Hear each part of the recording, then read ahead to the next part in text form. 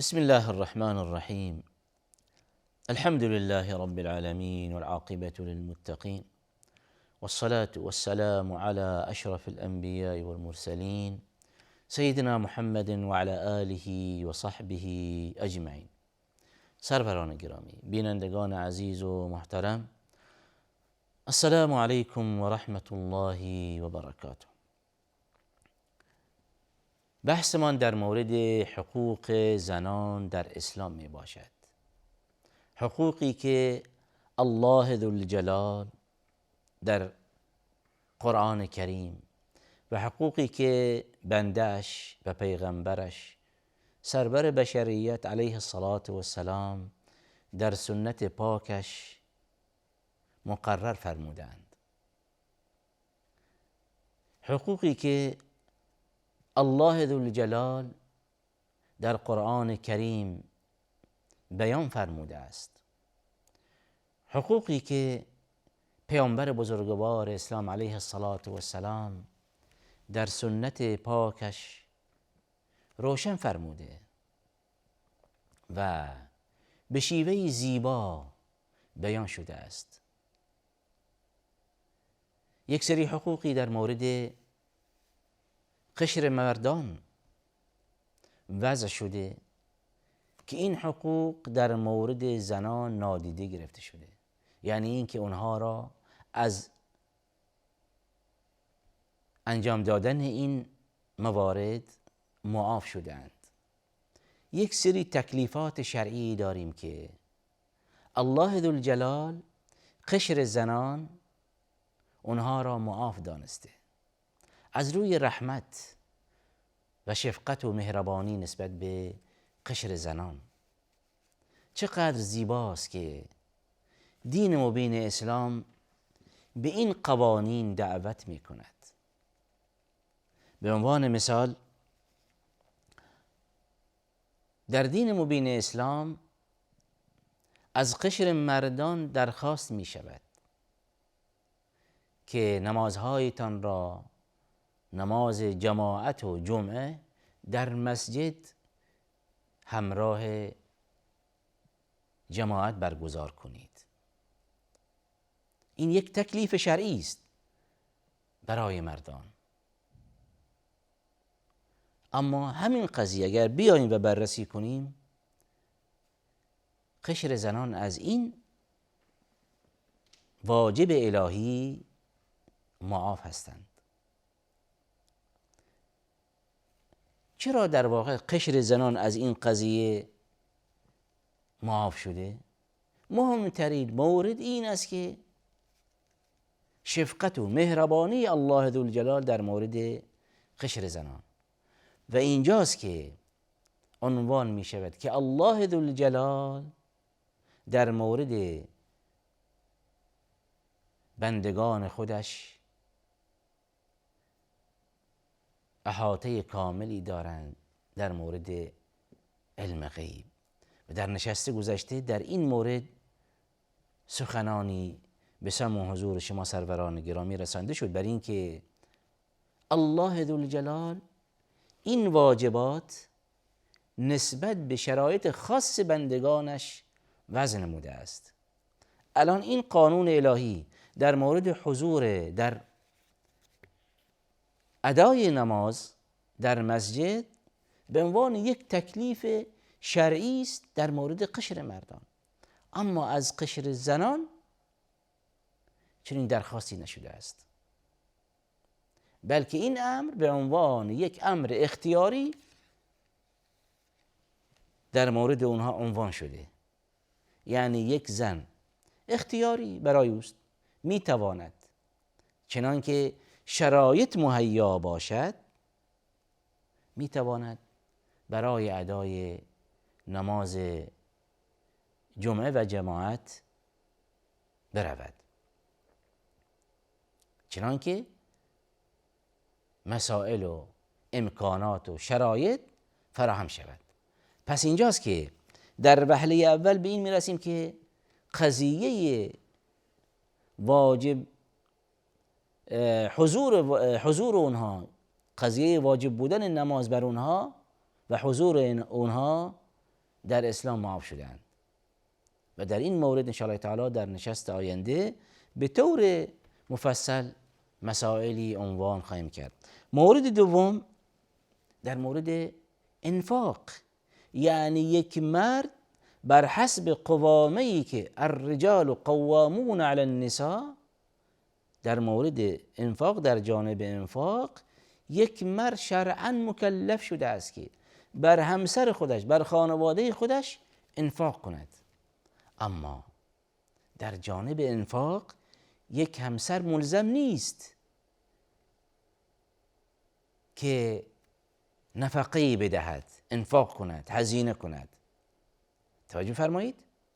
پس در جانب نفقه، انفاق کردن، هزینه کردن، اینجاست که این مرد شرعاً مطالبه می شود که اجباراً بایستی که نفقه خانواده خودت پرداخت کنی.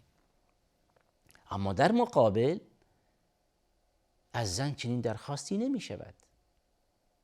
پس این مورد نماز، این مورد دوم، مورد نفقه، اینها مواردی هستند که قشر زنان از اونها چه معاف شدند. مورد سوم باز هم فریضه بزرگی داریم به نام فریضه حج.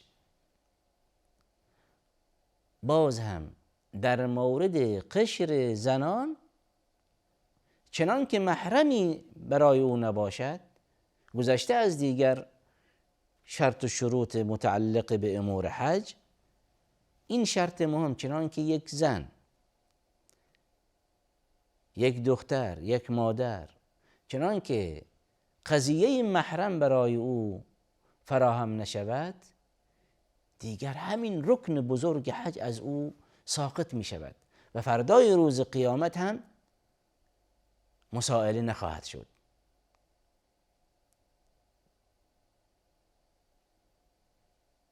چنان که در واقع محرمی نباشد. اما چنان که شرایط در واقع مهیا باشد، محرم هم فراهم باشد و تمام شروط مهیا باشد، اون به جای خود به عنوان یک رکن بزرگ از ارکان اسلام بایستی که ادا شود. مورد دیگری داریم در مورد بحث گواهی. بحث گواهی در اسلام یک بحث بسیار وسیع است و قرآن کریم به اون اشاره نموده. الان در همین جانب بحث گواهی دادن،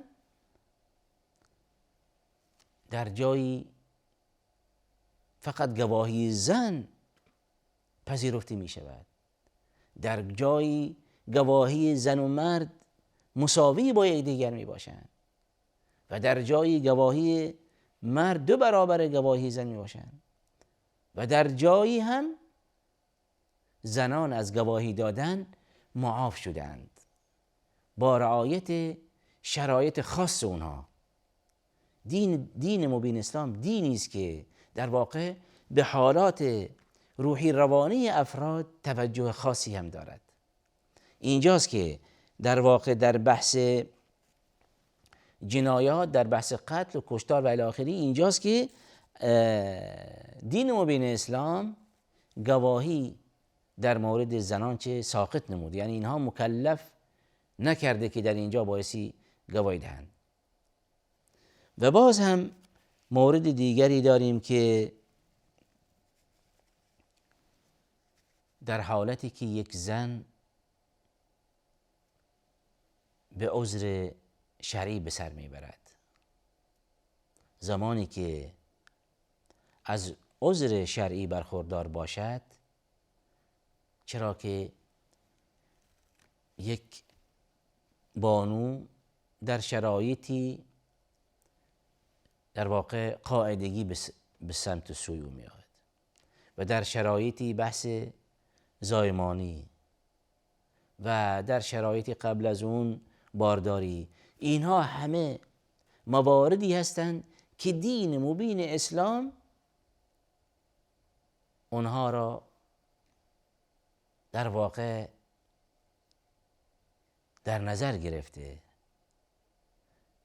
در حالتی که عذر شرعی داشته باشد تمام تکالیف شرعی از او برداشته می شود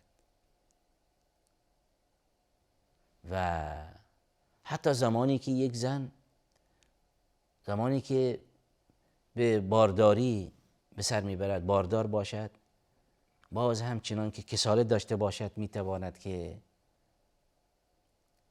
در مورد یک سری عبادت ها اون هم به صورت تخفیف ادا کند و یا اینکه حتی از او ساقط شود. زنی که باردار باشد و نتواند روزه بگیرد، دین مبین اسلام اون را معاف کرده. در این شرایط روزه نگیر. در اولین فرصتی بعد از زایمانی که فراهم شود این روزها را قضا می کند. این توجه خاص اسلام به سلامتی افراد، به ویژه در مورد قشر زنان. و زمانی که یک زن هم در واقع در حالت زایمانی به سر میبرد، باز هم اون شرایط خاص خودش دارد و از انجام تکالیف شرعی باز هم معاف می باشد. پس اینجاست که اگر خوب دقت کنیم، اسلام این قوانین و این قضایا را در مورد قشر زنان رعایت نموده. در جانب جهاد که یک امر بسیار بزرگی است در دین مبین اسلام، یک فریضه بزرگی است، اما میبینیم که قشر مردان به اون مطالبه میشوند، باعثی که زمانی که ولی امر مسلمین دستور جهاد بدهد، اینجاست که هیچ احدی حق تخلف ندارد مگر اینکه عذرهایی داشته باشد. اما در مقابل میبینیم که همین امر جهاد، همین فریضه جهاد، این فریضه بزرگ، قشر زنان از اون معاف شدند. حتی اینکه در عهد نبوی زنان خدمت پیامبر علیه السلام مشرف می شدند، درخواست این می دادند که می خواهند مشارکت کنند، شمشیر بزنند، اما اینکه پیامبر علیه السلام می فرمایند که در مورد جهاد شما حج می باشد، جهاد کن الحج. پس اینجاست که با توجه به این مسائلی که عنوان شد به این نتیجه مسلم می رسیم، بر این که دین مبین اسلام دین رحمت است و در مورد پیامبرش علیه السلام و ما ارسلناک الا رحمة للعالمین، الله ذوالجلال بنده خودش را به عنوان رحمت به بشریت ارسال نمودند. و ما ارسلناک الا رحمة للعالمین، یعنی اینکه پیامبر علیه السلام هدف از بعثتش و ارسالش راهنمایی و هدایت بشر و رحمتی است برای جهانیان. رحمت از این بابت که اونها را از ضلالت و گمراهی و بی‌عدالتی به سمت و سوی روشنی و نور و عدالت سوق دهد. رحمة للعالمین از این بابت است که بشریت از شرک و خرافات نجات دهد و بشریت را به سمت و سوی یکتاپرستی سوق دهد. به این دعوت می دهد برای اینکه قولوا لا اله الا الله تفلحوا. الان گفتن نیست معبودی به حق جز باری تعالی، قولوا لا اله الا الله تفلحوا، این یک امری است که در واقع تمام بشریت بایستی به سمت و سوی اون بروند. و اینجاست که در مورد گفتن کلمه طیبه لا اله الا الله مسلمانان به طور عموم علی الخصوص این دو قشر زن و مرد به این مطالبه شدن. پس الان ببینیم که رحمت دین اسلام در یک سری قضایا زن و شوهر، زن و مرد، یا به طور عموم قشر مرد و قشر زن در اون شریکند در مسائل زیادی از تکالیف شرعی که هر دو مکلف شدن شرعاً اون را بایستی انجام دهند. در یک سری قضایایی و مسائلی که همونطوری که در صدر این برنامه عنوان شد، مردان به این قضایا مکلف شدند اما قشر زنان معاف شدند. حال چرا قشر زنان از این سری تکالیف شرعی معاف شدند؟ از اونها شرعاً ساقط شده، مسائل نمی شوند فردای روز قیامت. از روی شفقت و مهربانی دین اسلام نسبت به این قشر، با توجه به شرایط جسمانی که دارند، یک سری مسائلی از تکالیف شرعی از اونها ساقط شده است. پس روی هم رفته اگر خوب دقت کنیم این قضایا برمیگردد به اولا عدالتی که در اسلام می باشد و ثانیاً به بحث حقوق زن در اسلام. مورد دیگری هم اشاره کنم، اسلام برای این زن ارزش قائل هست، ارزشی و در واقع جایگاه خاصی این زن در دین مبین اسلام دارد. در مورد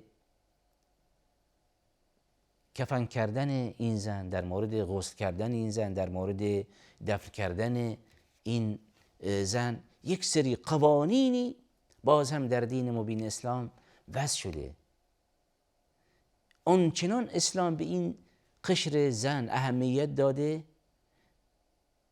که در این دنیا رعایت شود، در زمانی در قید حیات باشد و چه ما بعد از مرگش. یعنی زمانی که یک زنی از دنیا برود باز هم مکرم می باشد، باز هم گرامی داشت می شود، باز هم مکانت خاص او حفظ می شود. یا اینکه در مورد غسل او در واقع همسرش می تواند داشته باشد و یا اینکه فقط زنان می توانند اون را غسل دهند و اون را کفن کنند و الی آخره. پس اینجاست که دین مبین اسلام دینی است بسیار پاک، دینی است که تمام حقوق در اون رعایت می شود و دینی است که به حقوق زنان دعوت می کند. بحثمان ادامه دارد. اجازه فرمایید همین بحث ان شاء الله تعالی به نشست آینده واگذار کنیم. و آخر دعوانا ان الحمد لله رب العالمین.